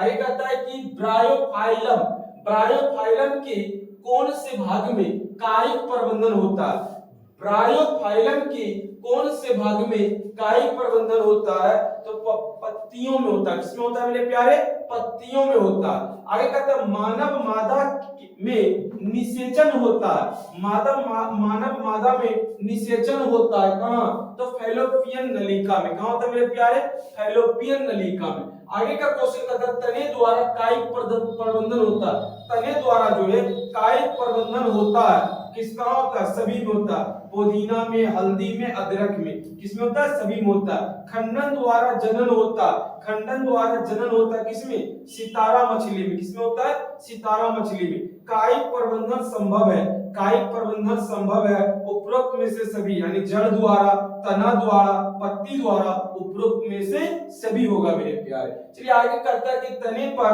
अपस्थानिक कलियां पाई जाती है। कहां पाई जाती है, तो आलू में। कहता तने पर अपस्थानिक कलियां पाई जाती है आलू में। मुकुलन द्वारा अलैंगिक जनन होता है, मुकुलन द्वारा अलैंगिक जनन होता है, किसमें होता है, हाइड्रा में होता है मेरे प्यारे। कहां होता है, हाइड्रा में होता है।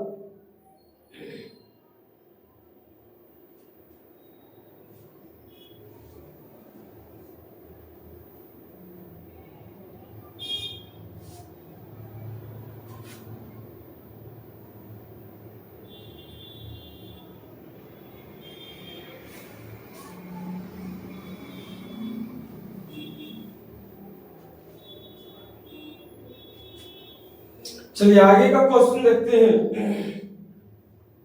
आगे का क्वेश्चन क्या कहता है, आगे का क्वेश्चन कहता है अलैंगिक जनन मुकुलन द्वारा होता है, अलैंगिक जनन मुकुलन द्वारा होता है, किसमें होता है, इष्ट में होता है। अलैंगिक जनन मुकुलन द्वारा होता है, किसमें होता है, इष्ट में होता है। निम्न में से कौन मानव में मादा जनन तंत्र का भाग नहीं है, कौन नहीं है, शुक्रवाहिका। निम्न में से कौन मानव में मादा जनन तंत्र का भाग नहीं है, शुक्रवाहिका। शुक्रवाहिका जो है मादा जनन तंत्र का भाग नहीं है, ये जो है नर जनन तंत्र का भाग है। आगे कहता है कि प्रागकोश में होते हैं, प्रागकोश में क्या होता है मेरे प्यारे, प्रागकण होते हैं। क्या होते हैं, प्रागकण होते हैं। प्रागकोश में जो है प्रागकण होते हैं। आगे कहता है गतिशील जनन कोशिका को नर युग्मक तथा जिस जनन कोशिका में भोजन का भंडार संचित होता है उसे क्या कहते हैं, उसे क्या कहते हैं, तो मादा युग्मक कहते हैं। उसे क्या कहते हैं, मादा युग्मक कहते हैं। एड्स रोग का प्रमुख कारण क्या है, असुरक्षित यौन संपर्क। असुरक्षित यौन संपर्क से जो है एड्स रोग होता है मेरे प्यारे। आगे कहता है पंचगुणियों का रंग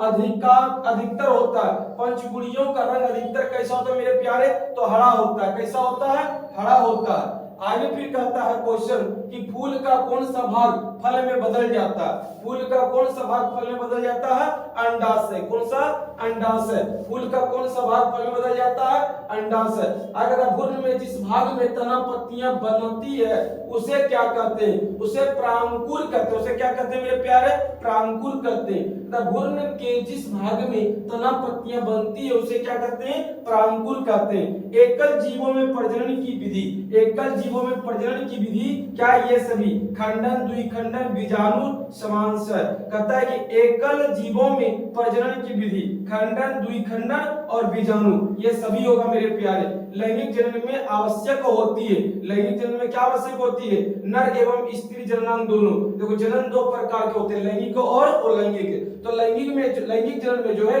नर और स्त्री, नर और स्त्री यानी कि दोनों को होना अति आवश्यक है, यानी महिला और पुरुष दोनों को होना अति आवश्यक है, तभी जो है क्या होगा, यानी कि लैंगिक जननांग होगा।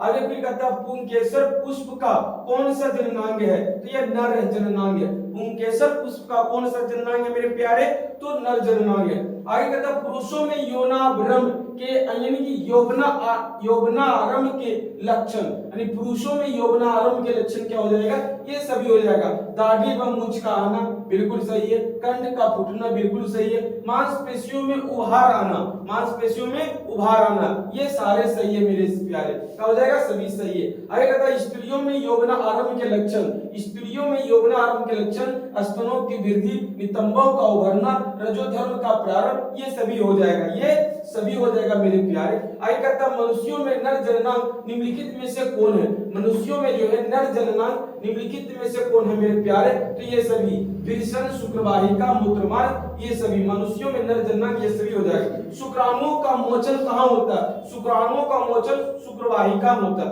शुक्राणुओं का मोचन कहाँ होता है मेरे प्यारे? तो ये शुक्रवाहिका में होता है। स्त्रियों में अंडाशय की संख्या कितनी है? स्त्रियों में अंडाशय की संख्या 2 है। स्त्रियों में अंडाशय की संख्या कितनी है? 2 है। मनुष्य में निषेचन के फलस्वरूप बनता, मनुष्य में निषेचन के फलस्वरूप बनता क्या बनता? युग्मनज, युग्मज बनता। क्या बनता? युग्मज बनता मेरे प्यारे। आगे कहता है वृषण में बने शुक्राणु संचित होते हैं। वृषण में बने शुक्राणु संचित होते हैं कहाँ होता है? अधिवृषण में। कहाँ होता है? अधिवृषण में। आगे कहता है वैसे परिवर्तन जो जीवों के नियंत्रण से बाहर होते हैं क्या कहलाते हैं? तो निकेत कहलाते हैं। वैसे परिवर्तन जो जीवों के नियंत्रण से बाहर होते हैं क्या कहलाते हैं? निकेत कहलाते हैं। एक लिंगी पुष्प का उदाहरण, एक लिंगी पुष्प का उदाहरण है पपीता। क्या मेरे प्यारे? पपीता। कहता मानव जनन अंग किस आयु में परिपक्व एवं क्रियाशील हो जाते हैं? तो 18 वर्ष में। कब होता है मेरे प्यारे? 18 वर्ष में। आगे कहता शुक्राणु का निर्माण होता है, शुक्राणु का निर्माण कहाँ होता है? वृषण में। शुक्राणु का निर्माण कहाँ होता है? वृषण में। कहता लिंग गुणसूत्र का पूर्ण जोड़ा पाया जाता है स्त्रियों में। लिंग गुणसूत्र का पूर्ण जोड़ा पाया जाता है स्त्रियों में। कहता है कि हाइड्रा में प्रजनन की विधि निम्नलिखित में से कौन है? तो कौन है? मुकुलन। हाइड्रा में प्रजनन की विधि निम्नलिखित में से कौन है? मुकुलन। पुष्प का कौन सा भाग परागकण बनाता है? कौन बनाता है? पुंकेसर। पुष्प का कौन सा भाग परागकण बनाता है? तो पुंकेसर। गन्ना गुलाब एवं अंगूर की कृषि में किस जनन विधि का उपयोग किया जाता है? तो कायिक विधि का। गन्ना गुलाब एवं अंगूर के कृषि में किस जनन विधि का उपयोग किया जाता है? कायिक विधि का। मादा जनन तंत्र में दोनों अंडवाहिकाएं संयुक्त होकर एक लचीली थैलीनुमा संरचना का निर्माण करता है जिसे कहते हैं, क्या कहते हैं? गर्भाशय कहते हैं। उसे क्या कहते हैं मेरे प्यारे? गर्भाशय कहते हैं। आएगा मां के स्तन से पोषण मिलता है, मां के स्तन से पोषण मिलता है भ्रूण को। मां के स्तन से पोषण मिलता है किसको? मिलता है भ्रूण को। कहता मानव मादा में गर्भकाल का समय होता है, कहा होता है? 9 माह का। मानव मादा में गर्भकाल का समय कितने माह का होता है? 9 माह का। कहता है ऋतुस्राव या रजोधर्म का समय होता है 2 से 8 दिन, 2 से 8 दिन। आगे फिर कहता है निषेचन क्रिया के पश्चात युग्मज में क्या बनता है? तो भ्रूण बनता है। निषेचन क्रिया के पश्चात युग्मज में क्या बनता है? भ्रूण बनता है। आगे कहता है कि वह प्रक्रम जिसके द्वारा जीव अपने जैसे संतानों की उत्पत्ति करते हैं कहलाता है, क्या कहलाता है? तो जनन कहलाता है। वह प्रक्रम जिसके द्वारा जीव अपने जैसी संतानों की उत्पत्ति करते हैं क्या कहलाता है? जनन कहलाता है मेरे प्यारे। अगर जनन कितने प्रकार के होते हैं? 2 प्रकार के होते हैं, लैंगिक जनन और अलैंगिक जनन। इनमें कौन लैंगिक जनन नहीं जनन की विधि है? इनमें से कौन लैंगिक जनन की अलैंगिक जनन की विधि है? तो इनमें से सभी विखंडन, मुकुलन, बीजाणु जनन, ये सभी जो है वो लैंगिक जनन की विधि है मेरे प्यारे। आगे फिर कहता है किस प्रकार के जनन में जनक के शरीर से कलियां निकलती है? तो मुकुलन में। किस प्रकार के जनन में जनक के शरीर से कलियां निकलती है? मुकुलन में। परागकोश में पाए जाते हैं, क्या पाए जाते हैं? परागकण। परागकोश में पाए जाते हैं परागकण। कहता है स्त्री केसर के आधारीय भाग को क्या कहते हैं? तो अंडाशय कहते हैं। स्त्री केसर के आधारीय भाग को क्या कहते हैं? अंडाशय कहते हैं। पुंकेसर के अग्रभाग को क्या कहते हैं? तो परागकोश कहते हैं। पुंकेसर के अग्रभाग को क्या कहते हैं? परागकोश कहते हैं। निषेचन की क्रिया किस जीव में मुख्यतः होती है? निषेचन की क्रिया किस जीव में होती है? तो पुष्पी पादप एवं जंतुओं में। निषेचन की क्रिया किस जीव में मुख्यतः होती है? तो पुष्पी पादप एवं जंतुओं में। आगे कहता है निषेचन के फलस्वरूप अंडाशय की दीवारें बनाती है, क्या बनाती है? फल बनाती है। निषेचन के फलस्वरूप अंडाशय की दीवारें बनाती है, क्या बनाती है? फल बनाती है। आगे कहता है बीजांड की दीवारें मोटी होकर बनती है, क्या बनती है? तो बीजावरण बनाता है। बीजांड की दीवारें मोटी होकर बनाती है, क्या बनाती है? बीजावरण बनाती है। आगे कहता है निम्नलिखित में कौन सा भाग केवल पुष्प जननांग में पाया जाता है? तो कौन पाया जाता है? शुक्रवाहिका। कौन पाया जाता है? शुक्रवाहिका। निम्नलिखित में से कौन सा भाग केवल पुष्प जननांग में पाया जाता है? शुक्रवाहिका। आगे कहता है नर युग्मक तथा मादा युग्मक के संयोजन से बनता है, क्या बनता है? जायगोट। नर युग्मक तथा मादा युग्मक के संयोजन से बनता है जाइगोट। आगे कहते हैं स्त्रियों के मासिक चक्र में एक परिपक्व अंडाशु किस दिन अंडाशय से बाहर निकलता है? तो 14वें दिन। स्त्रियों के मासिक चक्र में एक परिपक्व अंडाणु किस दिन अंडाशय से बाहर निकलता है? 14वें दिन। निम्नलिखित में से कौन लैंगिक जनन संचालित रोग नहीं है? तो यह है टाइफाइड। निम्नलिखित में से कौन लैंगिक जनन संचालित रोग नहीं है? तो कौन हो जाएगा मेरे प्यारे? टाइफाइड। आगे मेरे प्यारे खत्म हो गया क्वेश्चन, इतने दाइंड हो गया। आप लोग मेरे प्यारे ना बहुत बहुत थैंक यू ना, क्योंकि आप लोग इतना देर तक के जो है देख रहे थे ना, तो अधिक से अधिक शेयर करें, अधिक से अधिक शेयर करें अब। और आप लोग पूरा 1 से 2 बार देख लीजिएगा, नहीं 1 बार छोड़ के 2 बार देख लीजिए, जितना देख लीजिए ताकि याद हो जाए। बहुत बहुत थैंक यू मेरे प्यारे। जय हिंद, जय भारत।